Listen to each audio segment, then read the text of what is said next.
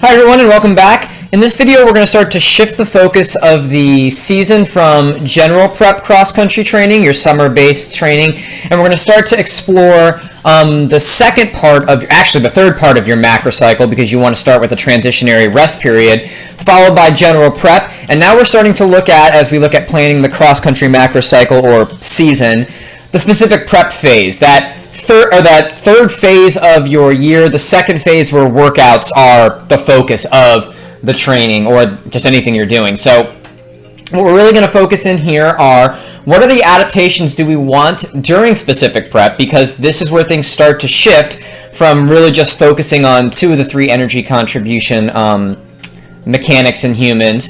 We're going to start to add that third piece that we've been kind of neglecting at this point for timing reasons. And that's the second part, is what are the timetables for this adaptation? So the idea of periodizing a lot of what you're doing comes from the fact that, you know, different parts of your body respond to or peak at different timetables, and we want things to kind of all be lined up to where you're at your absolute best.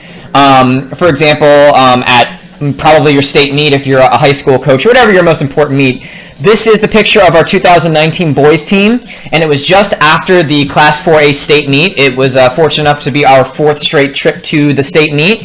And the idea being is you want everything, all the ways that your body can contribute energy, all the adaptations to peak at, you know, whatever your most important meet is. For us, it's the state meet here in Florida. You might have a different thing, you know, Nike Nationals, or if you're coaching middle schoolers, maybe it's something a little bit different, or whatever it ends up being. You want, you know, to line all those things up. So when we first introduced the idea of the macrocycle, it was really based on the aerobic system peaking because it takes more time.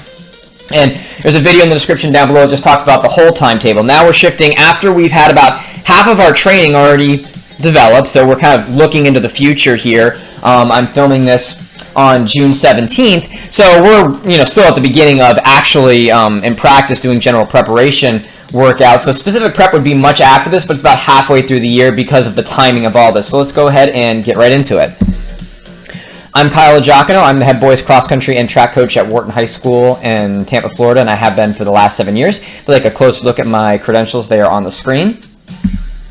Okay, so as always, we're dealing right now with the cross country 5K. We always want to look at the metrics of the race, because if we were trying to get ready for the 1600 meter, the 800 meter, the 10K, an ultra marathon, some of these things would be a little bit different. So the whole focus here is the 5K, specifically in cross country, although the actual what you need is going to be fairly similar if you're doing this on a track or road race or actual cross country 5K. So let's take a look and refresh our memory on what the metrics are. So the study that was first released by Ingham in 2008, just a fantastically well done study that looked at a big group of people. They were trying to figure out, it wasn't just looking at the 5K, they were also looking at the 800, 1500, and the 10K, and they were trying to figure out what separated those who did best and those that, you know, why the ones that finished second, third, fourth, why they were not in first place. And in some of the races, like the 5K, there was one indicator that said, this is who wins the race, and in this case, 94.3% of the time, whoever has the best VO2 max is going to win the 5K. It's very dependent on your body's maximum ability to use oxygen. When they looked at the 10K, it was different. It was running economy, and it was not as precise of a win indicator. We'll probably look at that in some future videos. And when they looked at the 800 and the 1500, they actually found that it was a combination, a covariate, or 2 different things. But in the 5K, it was very apparent. It was, if you had the better VO2 max, 94.3% of the time, you won the race. So that's almost as sure of a thing as you can get in racing. And it's why when we look at general prep, we're really focusing on how to develop VO2 max, not just, you know, the overall concept of it, but we have videos I'll have in the description down below. Central VO2 max versus peripheral VO2 max. How can we maximize that? But there's also that, you know, that caveat there. There's that other almost 6% accuracy. We want to kind of do everything that we can to get all of this kind of highlighted. So we'll get to that in some of these workouts that we're going to be starting here in specific prep. If we look at race-specific VO2 max, or basically where's the race run at in comparison to VO2 max, and this is from the USA Track and Field Distance Curriculum, we'll find that the 5K is run very close to VO2 max, which is probably why that's such an accurate predictor.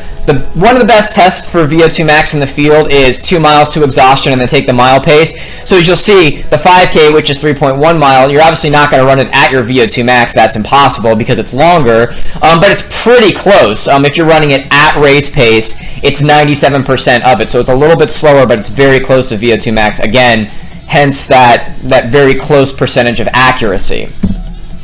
And then here's really what we're going to start to look at here in these videos is all these three parts of the energy resupply for humans. So race energy supply share, a study that was released by Dr. Matter and Dr. Hartman in 2018, a groundbreaking study. They did this in collaboration with, they work very closely with the IAAF, and that's where they were kind of doing a lot of this for. When they looked at the 5K, they found that 4% of the energy came from the ATP that was in the muscles, and then the phosphocreatine system, creatine phosphate system, however you want to look at it, resupplying the ATP. That's collectively called the Alactic System. We've been training that system throughout general prep with things like fly 30s, plyometrics, and short hill intervals. And then we've also spent a lot of time focusing on the aerobic system. Makes sense because 86% of the energy comes from the aerobic system, right?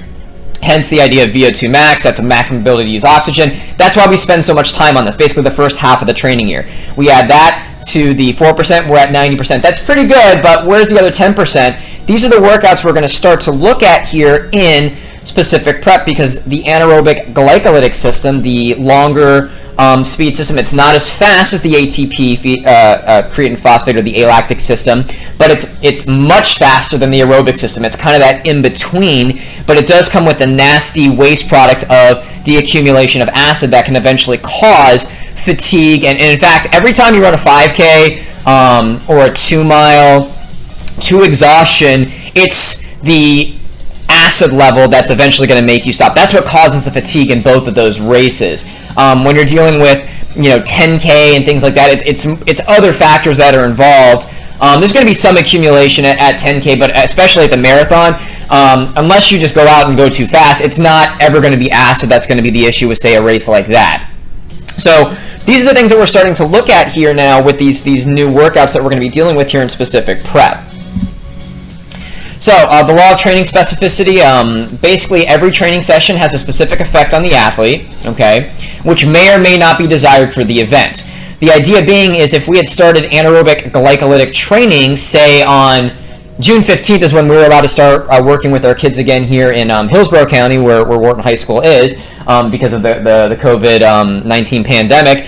The idea being is if we had started working anaerobic glycolytic right then with the aerobic system, what we'll find is they might get better in the short term, but there are reasons because of this training specificity law that system may not be peaking when the aerobic system is peaking. So that's something to kind of keep in mind about why we have not done any of that training up until now. We're starting specific prep, okay? So that's the idea. You do a workout. It's going to have whatever that workout does to the body. It's going to create a specific adaptation that may or may not be good. The idea being is that's why we've put anaerobic glycolytic in the background. Now we're going to start to bring it forward here in specific prep. So the phase objective here, or the specific prep phase objective, what do we want to do? Well, we still need to continue supporting the aerobic system, okay? It's 86% of the energy. That's directly related to VO2 max, which is 94.3% of the accuracy, and the race is done at 97% VO2 max. So we still have to always continue to support the aerobic system, okay? 5K is a long race. It's an endurance race.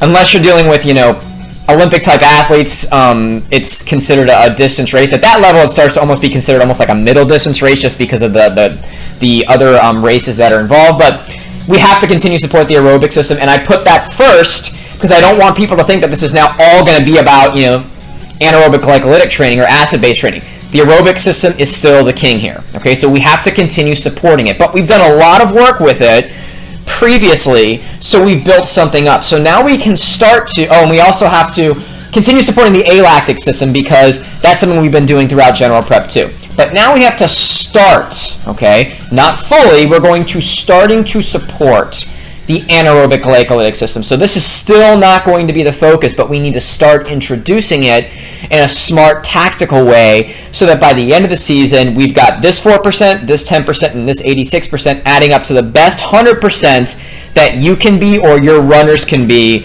so that all of these things line up to success at whatever your peaking race is. And so what this phase, what you're trying to do as you add all that up is, general prep was about generally preparing for more intense work. Specific prep is specifically preparing the body for the demands of the race. In the 5K, it's this race metric we've just talked about. So how do we get the body most ready to be specifically ready for this 5K? One of the interesting things about specific prep is this is where you actually start your racing most of the time.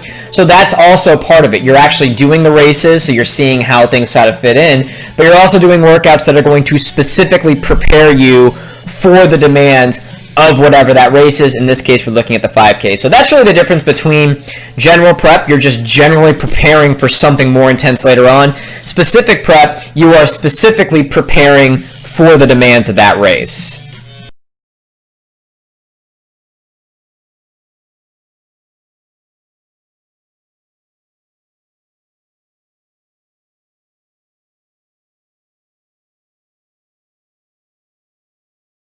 Just to kind of put this another different way, so this is our energy continuum, and it is based on percent of VO2 max. This is directly that source that the previous slide I was mentioning from the USATF distance curriculum.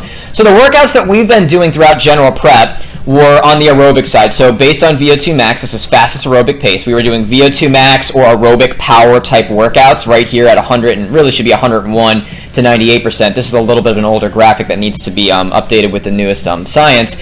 We were obviously doing lactic threshold or tempo work, and we were doing aerobic threshold work. And on the exact opposite extreme here, the only true anaerobic work we were doing, anaerobic alactic, all the way out here as fast as you can possibly go. And this whole area in here, combined zone includes VO2 max, as I said, the 2 mile, the 5K. The limiting factor is eventually going to be the accumulation of acid, which happens on anything faster than lactic threshold. But there's a big chunk here of combined zone training that we were not dealing with, right? And these different races that are, have an increased contribution from the anaerobic glycolic system, the 1500, the 800, the 400 would actually be right here. This is a distance curriculum guide, so the 400 wasn't included, but it would be right in here, special endurance 1 essentially.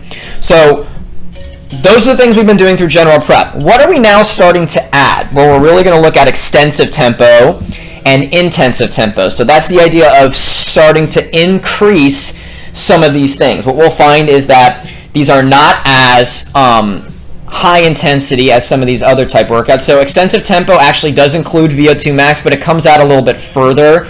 It starts to get a little bit close to 1600 meter pace. This is the way you're going to start introducing some of these things that we'll talk about in subsequent videos when we talk about the specific workouts. And then intensive tempo, which is right at 1500 meter pace and gets close to 800 meter pace also. So this is what you're going to start introducing, especially at the beginning of specific prep. You're going to have, basically these workouts are kind of indicative of higher volume, relatively higher volume for what you're training, and tight rest. The tight rest keeps the volume or the intensity low so that we're not going crazy. And by the end of specific prep, you will start working special endurance 2, special endurance 1, special endurance 2 being longer in terms of the actual extent of the rep, and special endurance 1 gets, like I said, it gets as short as say 150 meters and out to, basically right around 400 meter pace.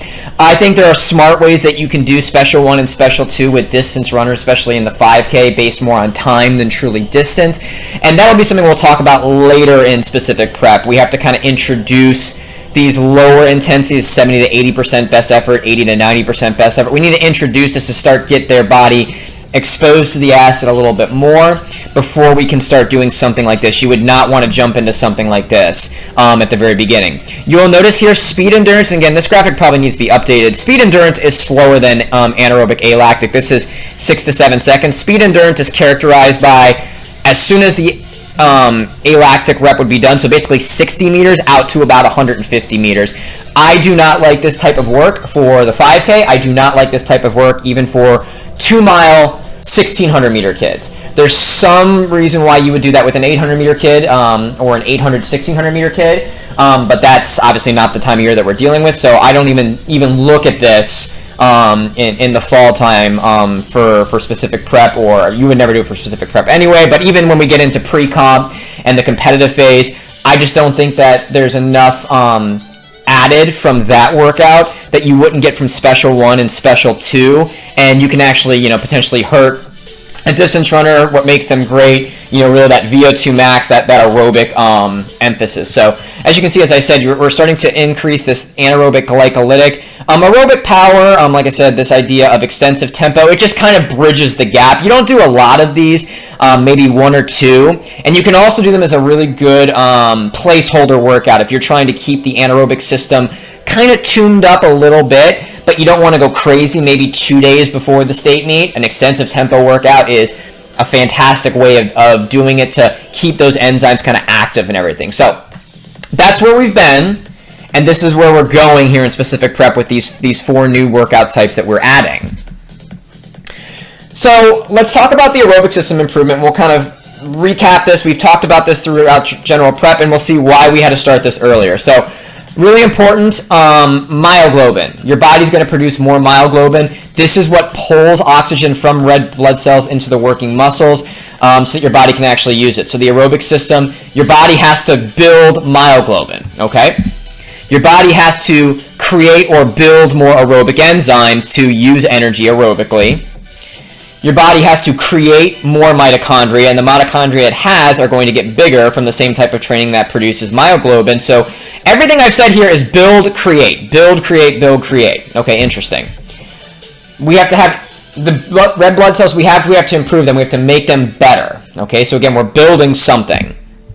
Bigger heart, specifically the left ventricle. So again, we are building a body structure. We're changing a body structure. Okay, so again, all these things have that in common, as well as building more capillaries, or the small blood vessels in the working muscle. So again, we're now building more, and we're building more overall blood. Okay, the last thing on here is that the athlete also has gotten older. So they're building, they're growing, they're maturing. That's not has anything to do with training, but that's something that is also going to improve the aerobic system in the high school type time frame, middle school, maybe your young adults. There's obviously a place where this has no factor anymore, but that's kind of the idea. So the idea here is that all of these adaptations are improving the aerobic system are, for the most part, structural in nature. You're building something, as we just said, and that requires a lot of time to fully develop. 20 plus weeks. That's why the first whole half of the year was all about the aerobic system, okay? And we were also working on the alactic system, and then this is something we haven't talked about in previous videos, but I do want to make sure that we understand, why does the alactic system improve, and why does it take so much time that we were doing it in general prep too? Well, we're going to have, and these are kind of color coordinated for that that slide that we saw with the energy continuum. So alactic was all the way off and it was red on that, so that's why this is going to be highlighted in red. So one of the reasons here is enhanced muscle recruitment, okay? More muscle fibers are recruited or used when you want them to, particularly in the largest muscles. The idea being is large muscles require a lot of energy to move. Your body does not like to use energy that it doesn't need to. Energy is calories, and calories are survival. So the idea of recruiting these muscle fibers, particularly in these larger muscle groups that take more energy, is enhanced. So you can use more of these muscle fibers for more power.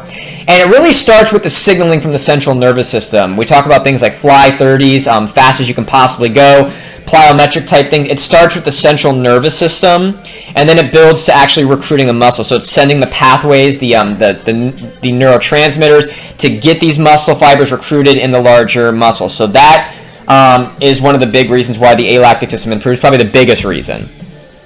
We also have more key anaerobic enzymes. So not all of them, anaerobic, alactic enzymes are going to be built. Okay, so again, something that takes a little more time. Enhanced muscle synchronization. Okay, so this also deals with retraining your central nervous system, the way your brain sends signals from itself through the central nervous system to the peripheral nervous system to recruit those muscle fibers. So that idea of muscle synchronization, not just recruiting muscle fibers from the bigger muscles, but getting those bigger muscle fibers and bigger muscles themselves, I should say, to work together as one. So, your quadriceps, your hamstrings, your calves, getting them to work together so they're doing more work, a bigger, not just, the idea of, it's not just the sum of their parts, them working together in a synchronized fashion produces more power. enhanced muscle coordination. That kind of goes hand in hand with synchronization. They're working together and they're coordinated better. So same type of thing, starting with that central nervous system and increasing the strength in those muscles so they can be more coordinated. Just overall muscle strength being better. Alactic runs are going to be about 5 times your body weight with each step. That requires a lot of strength. It's characterized as a strength run, so you're going to be stronger. Not just the muscles themselves, but the central nervous system. That firing is a type of strength that is going to happen also. Enhanced muscle elasticity. We talk about the idea that your body springs, and actually this next thing, an improved stretch shortening cycle. These go together.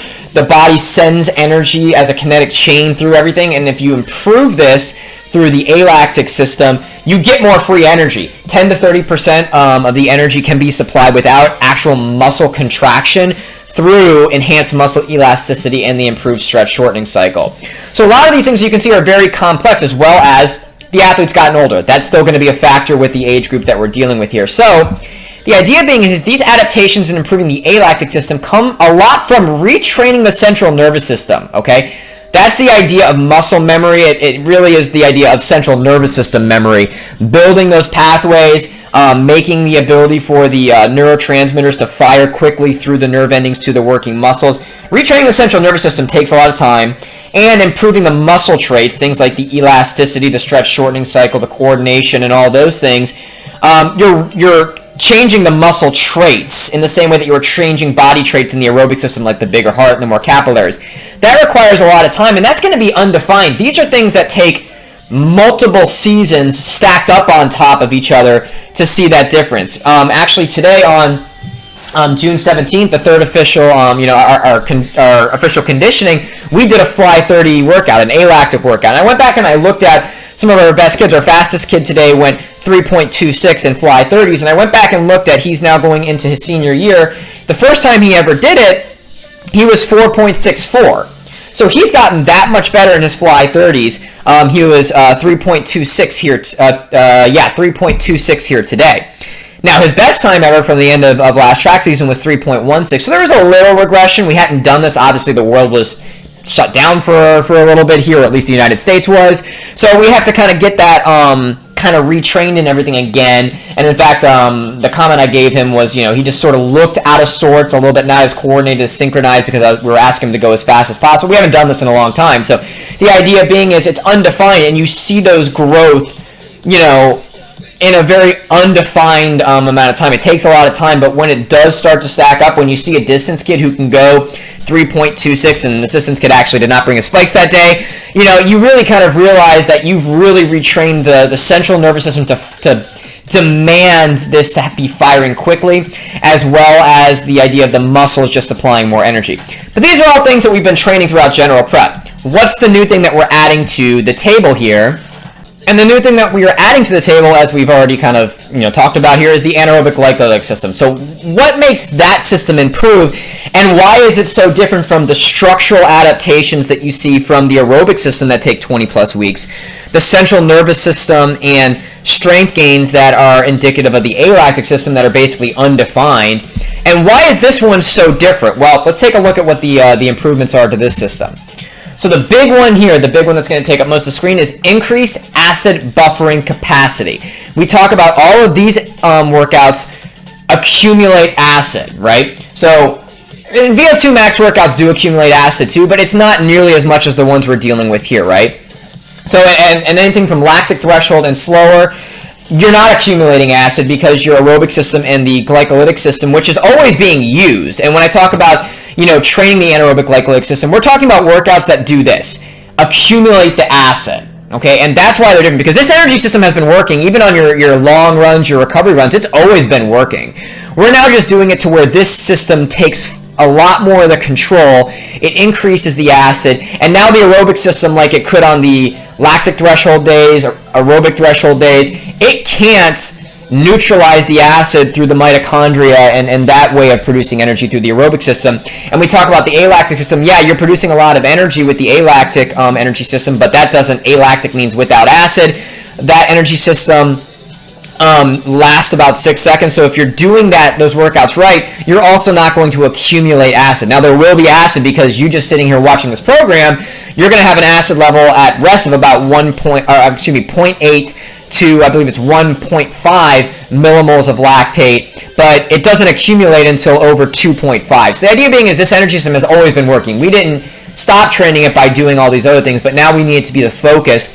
And these workouts are going to help this system improve because we're going to have this increased acid buffering capacity. If we're doing workouts where the aerobic system can't offset it, your body's going to have to figure out other ways to neutralize the acid, and that's what that means, acid buffering. The idea is they're going to be storing some things that are going to, take the drop in your body's pH, because if you remember from your chemistry class, neutral is 7.0. Anything that's higher than that is basic. Anything that's lower than that is acidic. Your body hates being acidic. But that's what the anaerobic glycolic system does when it's working at its best. So your body's going to try to figure out some way to bring it back to neutral as quickly as possible. So after exposure to acid, and when I say exposure, actually it should be more the accumulation of acid, the body stores various products to neutralize it. Makes perfect sense. Reducing or delaying muscle fatigue. Now obviously at the end of, say, like I said, the 5K, it's going to be it's eventually going to cause the muscle fatigue is the acid accumulation, but we can delay it, okay? And in certain workouts, we can reduce it, say on VO2 max intervals or something like that. We can really reduce it to where we can do a lot more volume, okay? So on races, it's going to delay it. It's going to reduce it or delay it on some of these workouts we're doing. This is sometimes called acid tolerance. You might have heard this term thrown around. That's technically not true, okay? Your body, if it is exposed to acid, in terms of accumulated, and the pH drops, it will not ever become tolerant to that. In fact, usually humans are at 7.0. If you drop just, 0.0, just a couple of, fractions of a whole number on that, your body is going to shut down the ability to produce force. The enzymes stop working correctly. The muscles get fatigued, that jelly leg feeling. It will never be tolerant to acid. One of the metaphors that we heard from one of our level 3 school instructors for USA Track and Field was, do you ever get tolerant to, say, putting your hand on a stove or putting your hand in the fire? No, you do that a million times, you're going to get burnt every single time. You expose your body to increased acid levels, it's going to shut down the ability to produce force every time.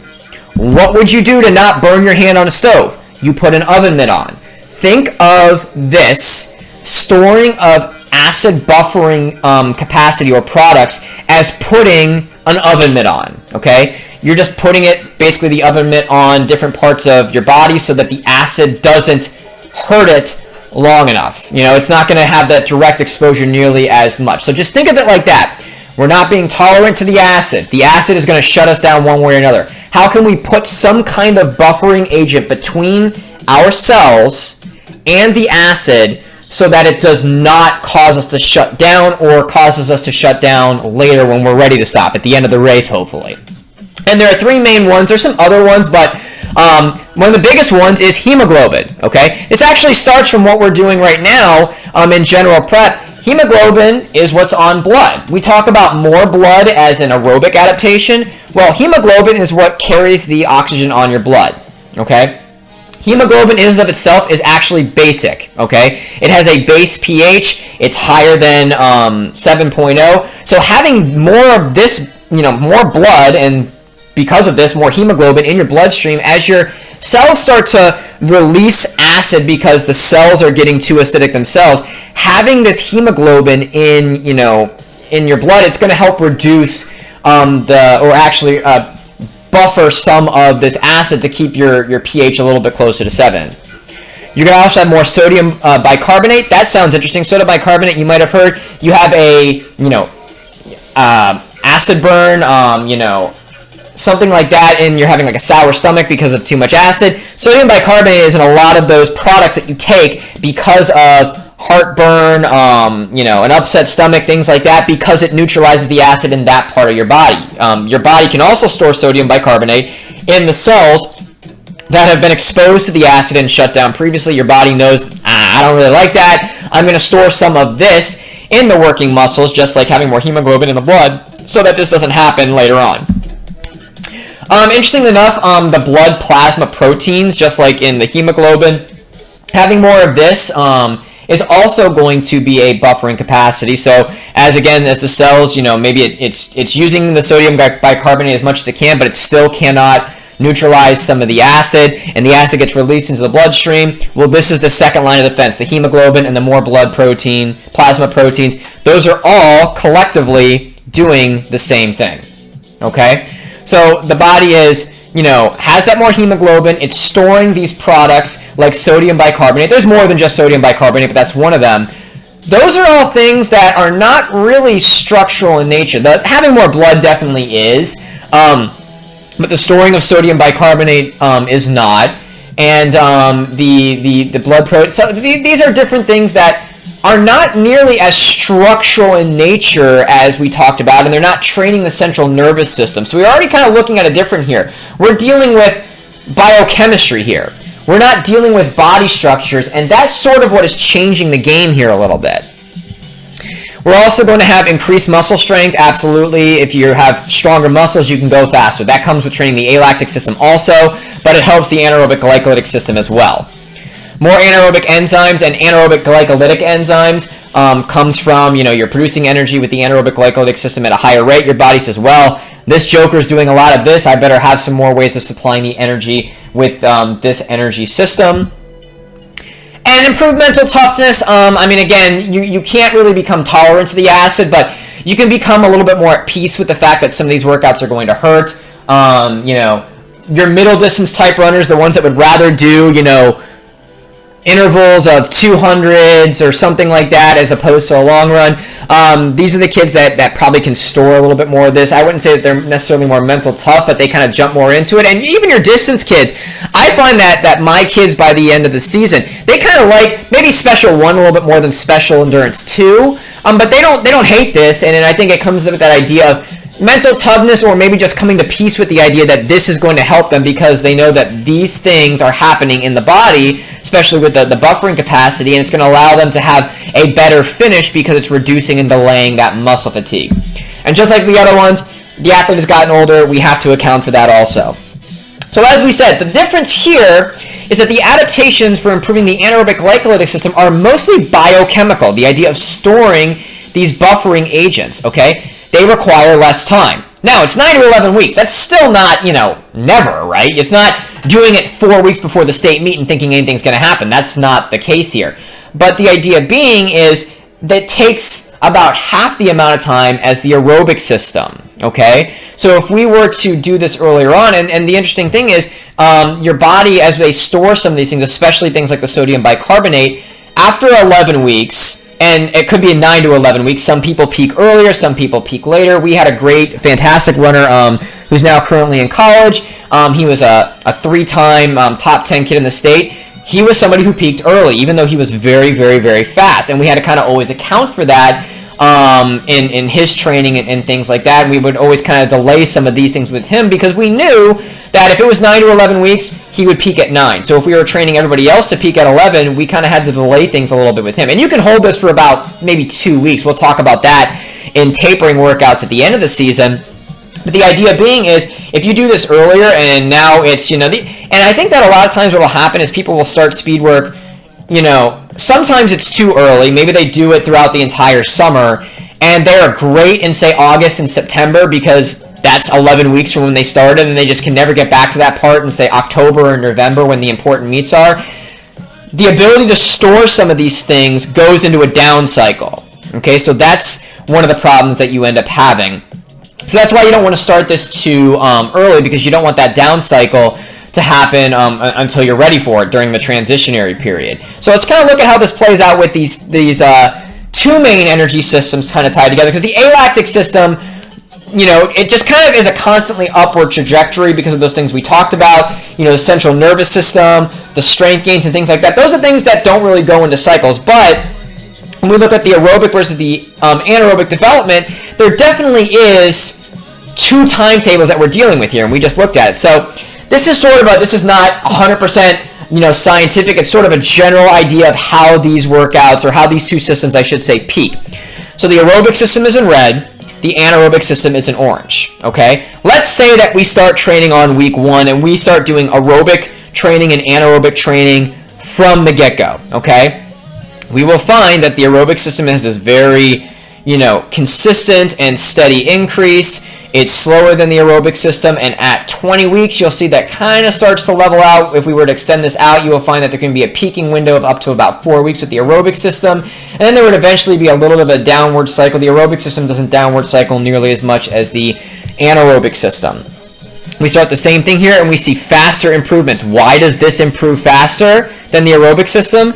Because this is biochemical, okay? Your body isn't changing body structures like it's doing here with the aerobic system as it's getting a bigger heart and more capillaries. It just takes more time for that to happen.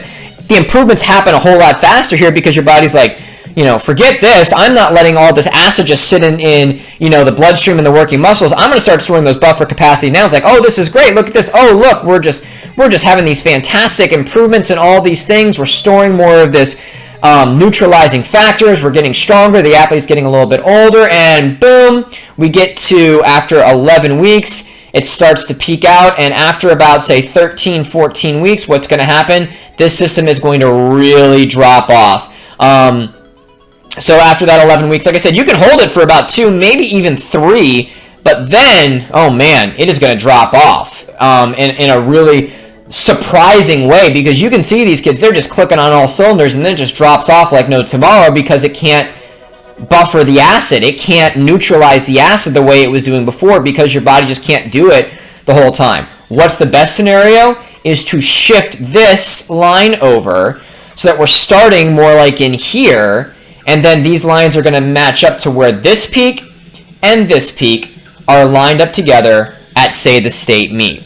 So that's the idea, and this is why you delay the start of the true anaerobic focus type training, your extensive tempo to bridge the gap, your intensive tempo to get things rolling, special 1 and special 2. You don't want to peak in mid-September like you see a lot of people do.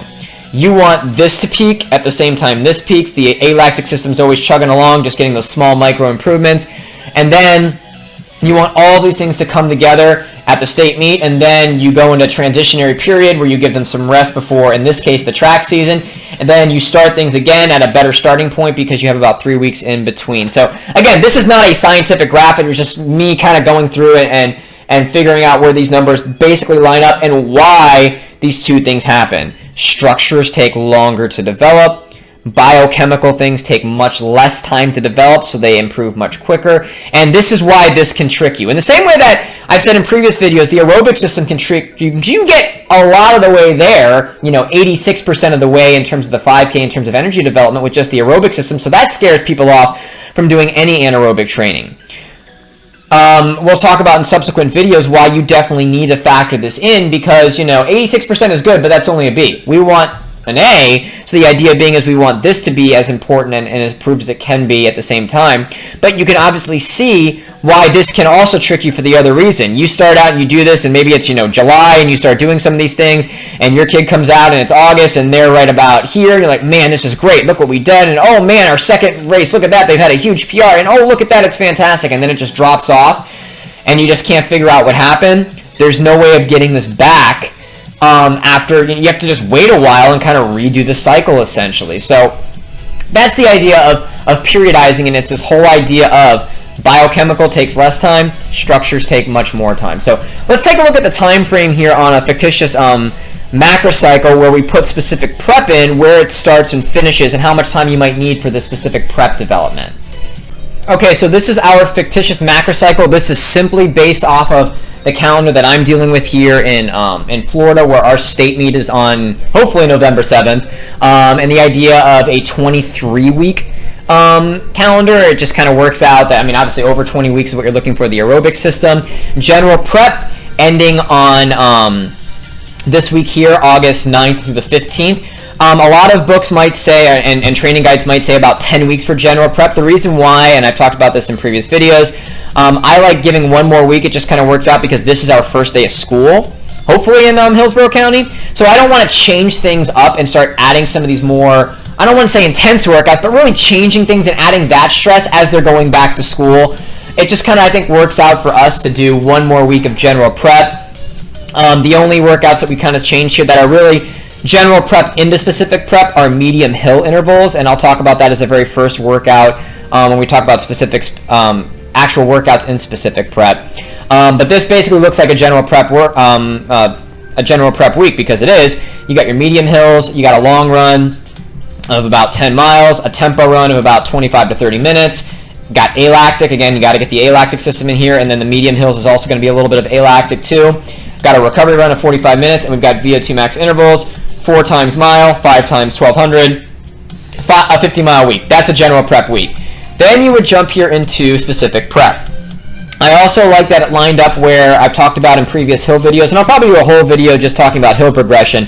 You do hills for about 5 weeks in a row, and then you go away from them from 2 weeks. So as I'm starting here specific prep, if you kind of follow this whole fictitious macrocycle in the description, a video in the descriptions down below for the whole macrocycle in general prep, as you're starting some of these new workouts for specific prep, you'll be on a down period for 2 weeks, so you can get more of these things more easily. You're also in specific prep going to start having meets, so here's the first meet of our season, Central Hillsborough meet. So here'd be your first one here, specific prep 1, specific prep 2 here, so the end takes you through the end of August, so half of August is general prep, half of August is specific prep. I'm planning to, and again, this is just a fictitious macrocycle. We may add a meet here just from our scheduling purposes, but you want to do VO2 max tests throughout. I'll go and do a video on testing for VO2 max because you're going to have to do them with some races too. But when we did general prep, I had this penciled in here, so I didn't take that out. The third week here is that week that crosses over from August to September.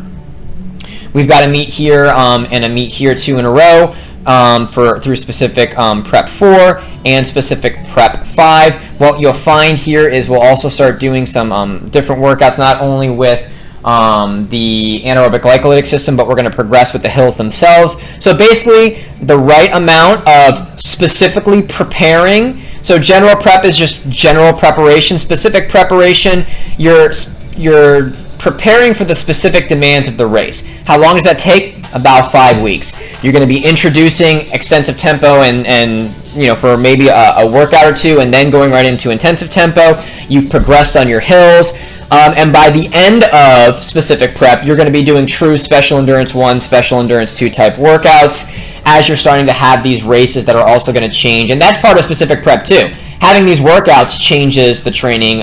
You should always think of the races as training themselves, so that's something that's kind of important that needs to be factored in also. So that's something that also changes with it. And after your 5 weeks, you're going to have, plug that in. You're going to have what's called pre-comp going on here at the end of September and takes you through the beginning of August. That's that third phase of the training year. Fourth phase of your whole macrocycle if you throw in the transitionary period from your previous season. So specific prep, as you can see, 5 weeks. General prep for me was 11. A lot of people do 10 and then add a week on to either specific prep or pre-comp or the competition phase, however you want to do it, whatever you think makes more sense for you.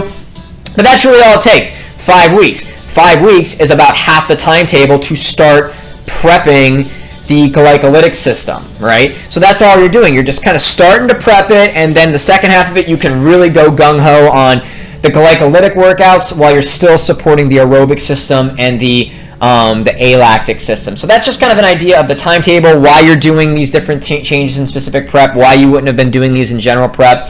And as we go through it, I'll go through the specific workouts that you would do in specific prep. First, starting with the hill intervals, I'll show you how you know, your long runs, your tempo runs, all those things maybe start to change a little bit in specific prep, but really focusing on the new workouts that have been, we characterize as not important, how they now start to become important, the extensive tempo, intensive tempo, and eventually special endurance 1 and 2, and then long hill intervals too once you're done with the medium hill. So if you like this video, please think about liking or subscribing. It really does help the channel to evolve and grow.